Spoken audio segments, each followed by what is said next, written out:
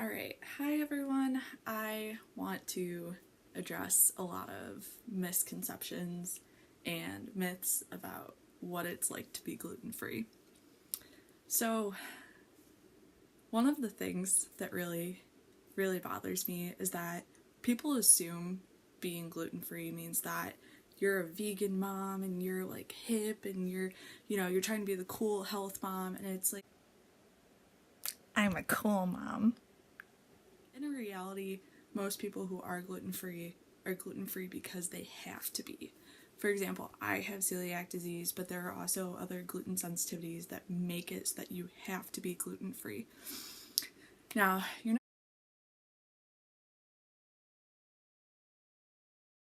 next question probably is, what is gluten? So I like to describe gluten as anything that is baked, brewed, or boiled. So if it's any sort of baked good, bread, cookies, desserts, any sort of that kind of stuff. When I say boiled, I mean, spaghetti, pasta, any sort of thing like that. And then brewed, beers have it. I found out recently that a lot of vodkas are starting to use gluten instead of potatoes. So a lot of that stuff I can't have either. And it's even in stuff that you wouldn't think of, like ranch. I have to watch what kind of ranch I use because some of them have gluten. It's absolutely ridiculous, and it's an unnecessary food in a lot of foods. But why? Why though? So the next thing I should probably address is, what is celiac disease? So it varies from person to person, but celiac disease is an autoimmune disease where your body sends T cells in response to proteins in gluten, the most prominent being alpha gliadin, which I will talk about later in this video. So everyone has a different autoimmune response, and obviously there are different severities of it. The lowest being, you don't find out till you're like 50 and you go to the gastroenterologist for constipation or something. That's how the majority of people find out. The other end is people who have more severe cases. Most of those cases die before they're 5 from malnutrition. So mine is it's not super bad, but it has gotten worse as I've gotten older, and that is the case with most autoimmune disorders. But mine specifically, I was diagnosed when I was 15 or 16 with gluten sensitivity. And when I went to the doctor about a year ago, I asked if I could get the gluten test done, and she actually told me that I shouldn't because the amount of gluten that you have to eat for it to show up would kill me. I would actually end up in the hospital from such a bad reaction. So celiac disease is really difficult to deal with. A lot of the symptoms can just be anything from irritable bowel syndrome to, some redness on your arms and legs. It's really difficult to diagnose because there are so many other things that it could be, and they have to rule out a lot of options, and you also have to have the genetic markers for celiac disease in order to be diagnosed. But it's really difficult, and what it basically does is your T cells start attacking your body when it's trying to digest gluten, and it causes your bowels to swell up, and so you actually can't absorb the nutrients and whatnot, and you eat a lot less, and you usually have malnutrition. I forgot to add that it destroys the microvilli in your small and large intestine, which is why you can't absorb nutrients. Whoops, sorry, you have it. And there's a difference between malnutrition and malnourished, because if you're malnourished, that means that you're not getting enough food in general, but malnutrition means you're not getting the nutrients that you need, but you're eating enough. So that's just kind of a distinction that needs to be made. And it's just really difficult. But for me personally, my dad and mom work full-time, both of them. But my dad was always the one who cooked our breakfast, lunch, dinner, and breakfast was usually some sort of cereal, lunch was a peanut butter and jelly sandwich, sometimes ham and cheese if he felt like being nice to me because he knew how much I loved ham and cheese. And dinner was usually spaghetti and like chicken or pork chops or something like that, you know. So it had a lot of carbs. And I remember there was one day I was in like kindergarten or first grade. I was at daycare and my dad had come to pick me up. And I was in the bathroom crying and he was like, "Oh, why are you crying? Blah, blah, blah." And I was in there for 20 minutes trying to poop. And I would complain of stomach cramps constantly. And, you know, my dad was like, "Oh, you just don't want to go to school." You know, a typical kid trying to get out of school, which wasn't what it was. It was actually really painful and I couldn't go to the bathroom. It was very, very blocked up, very swollen. And the only thing I really liked eating as a kid was protein because, you know, my body felt like it wasn't getting enough in its system. So the only thing I absolutely loved eating was protein, and vegetables were like, no, get that away from me. I hated vegetables. Love salad now. I have a big head and tiny arms. But hated vegetables back then. And it was just really rough, and for a long time we didn't know what was going on. And it wasn't until my junior year of high school, I'm almost 21 now, I'm going to be a senior in college, but it wasn't until my junior year of high school that we figured out that I had a gluten issue and that I should stop eating gluten. And at first they were like, "Oh, you know, you should just avoid eating it, like you can cheat every once in a while." And that was fine back then, but as I've gotten older, cheating makes it so much worse and makes me hurt all over the place. So for me personally, my symptoms are, I have eczema on my arms and on my legs, and it gets a lot worse. It gets so much worse. I get really, really bad migraines, from not getting enough nutrients in my system. I get horrible stomach cramps. I can't go to the bathroom for like a week. Migraines, you know, those are really awful. They usually last 3 to 4 days when I get them. And I can't do work, I can't deal with light, which is really hard because, you know, with school and everything, I'm a physics major, I have to deal with computers all the time, and not being able to deal with light, that's not good, it's not okay. And also my panic disorder gets a lot worse, so there's a lot that goes into it, and people always assume it with not being able to go to the bathroom. And yes, that's the immediate symptom, but it has so much more to do it. And as I've gotten older, when I eat gluten, my whole immune system shuts down and I usually get really, really sick. So I usually end up catching the cold or the flu or something like that someone else tends to give me, and it's like, "Oh great, that's so much fun." And I get a lot sicker than most people would when they get that kind of stuff. My roommate actually told me last year that she was afraid she was gonna catch my disease, making fun of me because I was always sick. Because, you know, eating at a dining hall when you have a diet restriction in college is very, very difficult. The vegetarian options are limited, so it's even worse for people who have celiac disease. I basically had to eat at the salad bar every day. Like, breakfast was fine, but everything else was like salad or chicken. Like, that was all I could eat, which was awful. But I'm living in an apartment next year, so I get to control what I put into my body, which will be so nice. I'm so excited. That's gonna be great. So the next thing I want to talk about is transition, because, you know, I didn't know that I had celiac disease when I was younger. So I got to enjoy all those carbs and all of that yummy stuff, you know, that everyone loves so much. I mean, who doesn't love pizza? Ah, the devil! And it was really, really difficult to switch over, especially since my brother, oh my god, I love him so much, but my brother, we call him the carb king. He is obsessed with anything that has carbs, especially pasta. Like, loves pasta, could eat it every day if he could. Like, he loves it. So for a long time, he was really, really resistant to eating gluten-free. He said it didn't taste the same, it didn't have the same texture. But he would eat it if we didn't tell him that it was gluten-free and, like, didn't let him see me eating it. So, he just wasn't really didn't want to change his lifestyle, and I don't blame him. It's really difficult when you have to change your whole life for your sister. That's no fun, and what kid wants to do that? I don't blame him for that.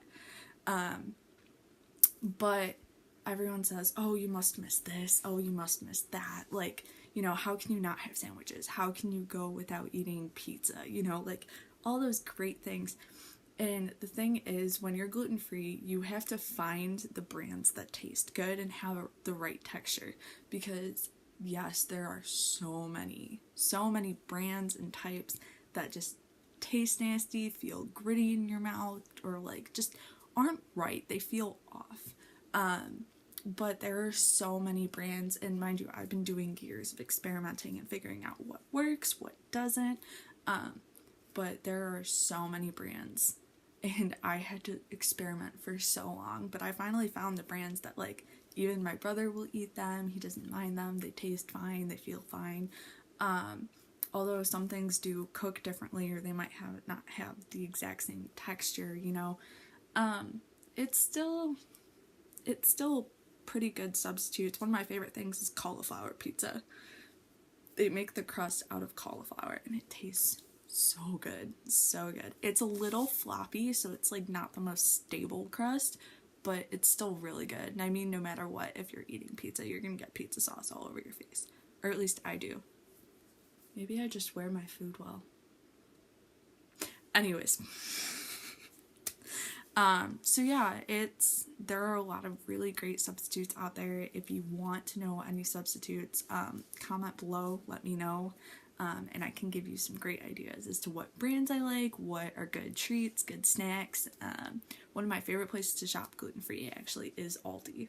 Aldi is amazing, so good. They have so many different options, and their sweet chili chips are so good. No one notices a difference, I promise you. And then, how do my friends react to this? It's really difficult for your friends to make the change.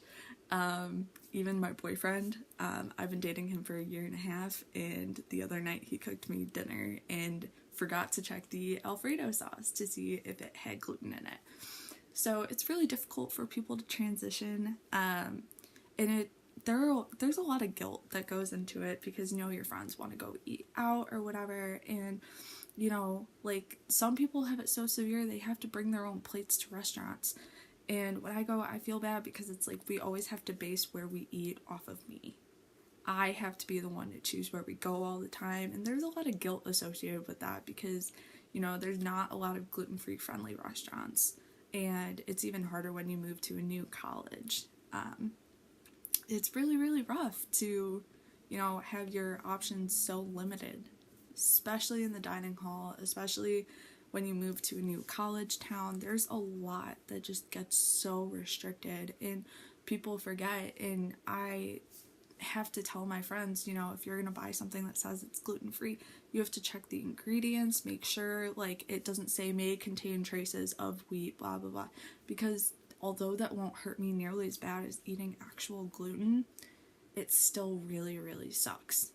I still feel sick, and not nearly as sick as when I have straight up gluten, but it still hurts.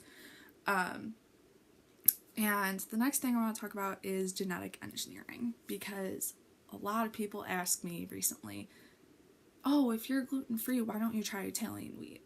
And that works for so many people, because wheat in America is genetically engineered so that it doesn't get killed by glyphosate, which is basically Roundup, and it kills all the weeds, it kills everything, and they genetically modified our wheat so that we can use glyphosate on it and it won't kill it. So a lot of people have reactions to the glyphosate, and they say, oh, you should try Italian wheat. Well, recently my mom and I did an experiment, and I tried Italian wheat, Italian flour. It didn't help. I still felt sick. Not as sick, but I still felt sick, and it didn't work.